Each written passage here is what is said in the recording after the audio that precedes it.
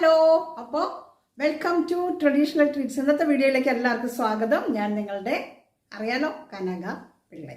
Okay, അപ്പോൾ ഇന്നത്തെ video എന്താണെന്ന് വെച്ചാൽ ഇന്ന് നമ്മുടെ സീസണൽ ആയിട്ടുള്ള സാധനങ്ങൾ വെച്ചിട്ടാണ് ഞാൻ കൂടുതലും അതാണ് ചെയ്യാറ്. അപ്പോൾ ഇന്ന് ചക്ക മാങ്ങ സീസൺ ആണെന്ന് എല്ലാവർക്കും അറിയാമല്ലോ. അപ്പോൾ ചക്ക വെച്ചിട്ടുള്ള ഒരു അടിപൊളി സംഭവമാണ്. വേറൊന്നുമല്ല, ചക്ക വെച്ച് ദോശയാണ്. ചക്ക ദോശ നിങ്ങൾ കേട്ടിട്ടുണ്ടാവും, ഉണ്ടാക്കിയിട്ടുണ്ടാവും. പക്ഷേ ഇത് ചക്ക വെച്ചിട്ടുള്ള അടദോശയാണ് കേട്ടോ. അടദോശ നമുക്കറിയാമല്ലോ, കുറച്ച് സാധനങ്ങൾ വേറെ എക്സ്ട്രാ ചേർക്കണം. ഇനി നിങ്ങൾക്ക് സാധാ ദോശ വേണമെങ്കിലും അങ്ങനെ ഉണ്ടാക്കാം. പക്ഷേ ഇന്ന് ഞാൻ ഉണ്ടാക്കുന്നത് ചക്ക വെച്ചിട്ടുള്ള അടദോശയാണ്.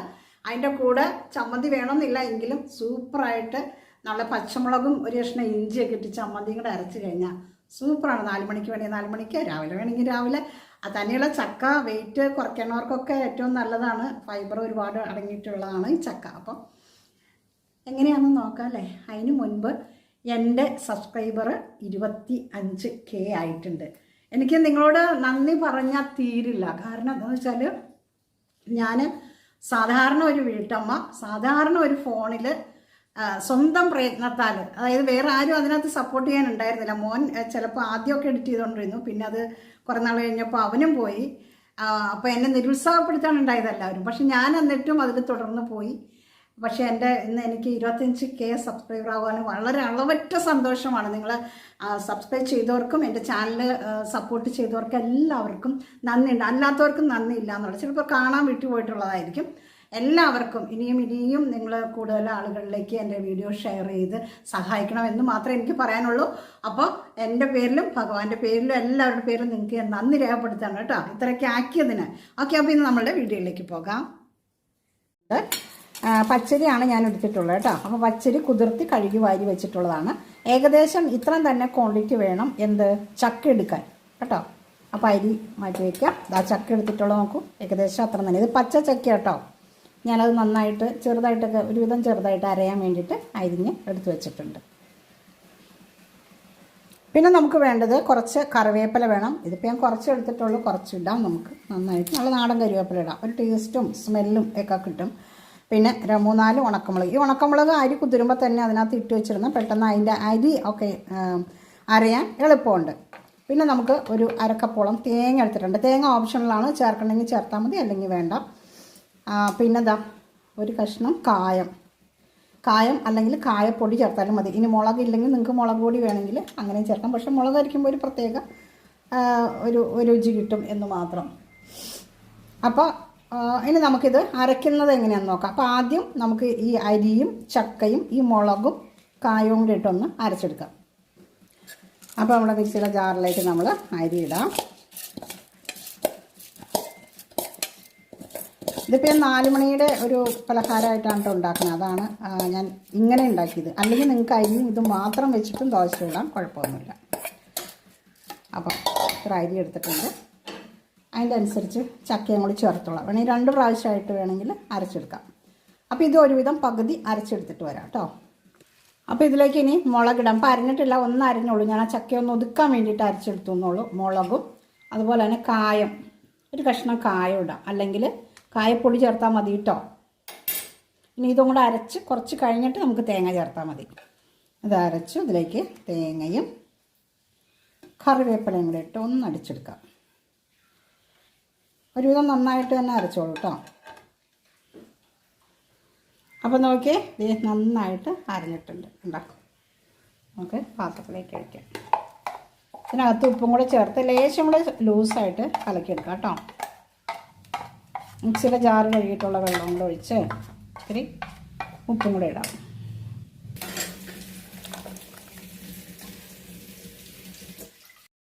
അപ്പോൾ ഇതൊരു ദോശമാവിൻ്റെ പാകത്തിന് കലക്കി എടുത്തിട്ടുണ്ട് കണ്ടോ. നല്ല എരിവുള്ള മുളകാണ് കേട്ടോ, അപ്പോൾ എരിവുണ്ട് കേട്ടോ. അപ്പോൾ ശരിക്കും പറഞ്ഞാൽ മുളകിൻ്റെ ഇങ്ങനെ തൊണ്ടിങ്ങനെ കിടക്കും ഓടോടെ. അപ്പോൾ നല്ലൊരു കളർഫുള്ളായിട്ടിരിക്കും. ഈ ഒരു പാകത്തിന് വേണ്ടിയിട്ട് കലക്കാൻ നമുക്ക് ചുട്ടെടുക്കാം. വേറെ ആവശ്യങ്ങളോ ഇത് പുളിക്കേണ്ട ആവശ്യങ്ങളൊന്നുമില്ല. പിന്നെ നമ്മളൊരു ചട്നി ഇവിടെ അരച്ച് വെച്ചിട്ടുണ്ട്.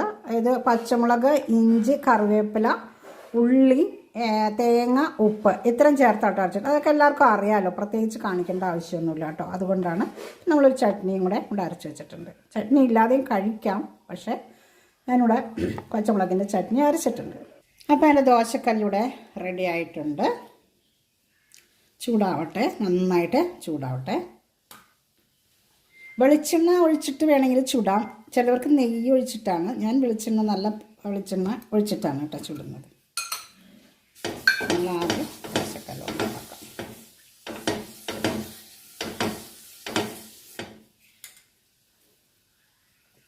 അപ്പം നമുക്ക് ദോശ കോരി ഒഴിച്ചാലോ?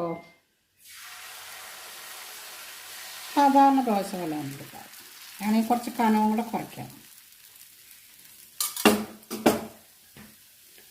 മീതെ ലേശം എണ്ണ തുള്ളി കൊടുക്കുക. വെളിച്ചെണ്ണ ആകുമ്പോൾ നല്ലതാണല്ലോ, നമ്മൾ ആട്ടിയ വെളിച്ചെണ്ണയാണ്.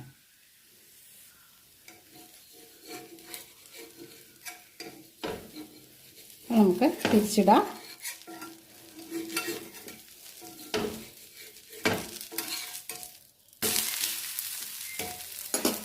കണ്ടാൽ നമുക്ക് മഞ്ഞൾപ്പൊടി ഇട്ട ദോശ പോലെ തോന്നും. പക്ഷെ ഞാൻ മഞ്ഞൾ ചേർത്തിട്ടില്ല. ആ ചക്കയുടെ കളറാണ് കണ്ട. ശരിക്കും മഞ്ഞൾപ്പൊടി ചേർത്ത പോലെ നമുക്ക് ഫീൽ ചെയ്യും. പക്ഷെ ഇല്ല, ചക്കയുടെ കളറാണ്. നന്നായിട്ട് മൊരിച്ചെടുക്കണമെങ്കിൽ അങ്ങനെ എടുക്കാം, അല്ലെങ്കിൽ കുറച്ച് സാധാ ദോശ പോലെ എങ്ങനെ വേണമെങ്കിലും എടുക്കാം.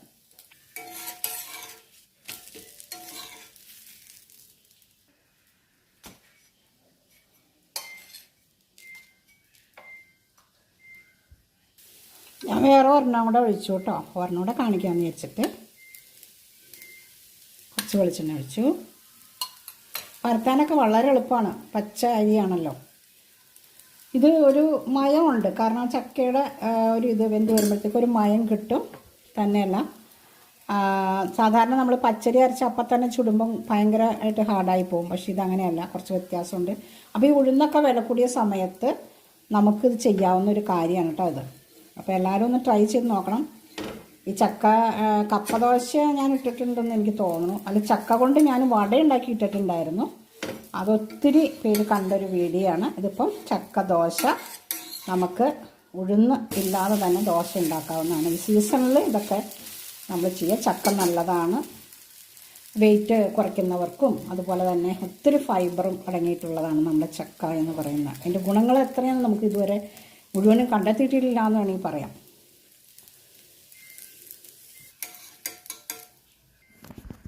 അപ്പം നമ്മുടെ ദോശ, ചക്ക കൊണ്ട് അടദോശ ഇവിടെ റെഡി ആയിരിക്കുകയാണ്. നല്ല ക്രിസ്പി ആയിട്ടാണ്. ഞാൻ നല്ല മുറിച്ച് തന്നെ എടുത്തിട്ടുണ്ട്. അത് നല്ല ടേസ്റ്റാണ് കഴിക്കാൻ. ഇത് ചമ്മന്തി വേണമെന്നില്ല. ചമ്മന്തി ഇല്ലാതെ തന്നെ, ചട്നി ഇല്ലാതെ തന്നെ നമുക്ക് ചുമ്മാ കഴിക്കാവുന്നതാണ്. എന്നാലും ഞാനിവിടെ പച്ചമുളകും ഇഞ്ചിയും അതുപോലെ തന്നെ ഉള്ളിയും കറിവേപ്പിലയും കൂടെ വെച്ചിട്ട് ചട്നി അരച്ചിട്ടുണ്ട്. അത് കൂട്ടി കഴിക്കാം. അപ്പോൾ ഇത്തരം നാടൻ റെസിപ്പികൾ കാണണമെങ്കിൽ എൻ്റെ ചാനൽ നിങ്ങൾ സബ്സ്ക്രൈബ് ചെയ്യാൻ മറക്കരുത്. അതുപോലെ നിങ്ങൾ വിലയേറിയ അഭിപ്രായങ്ങളും കൂടെ അറിയിക്കണം കേട്ടോ. അപ്പോൾ ഓക്കെ, അടുത്ത വീഡിയോ ആയിട്ട് വീണ്ടും കാണാം.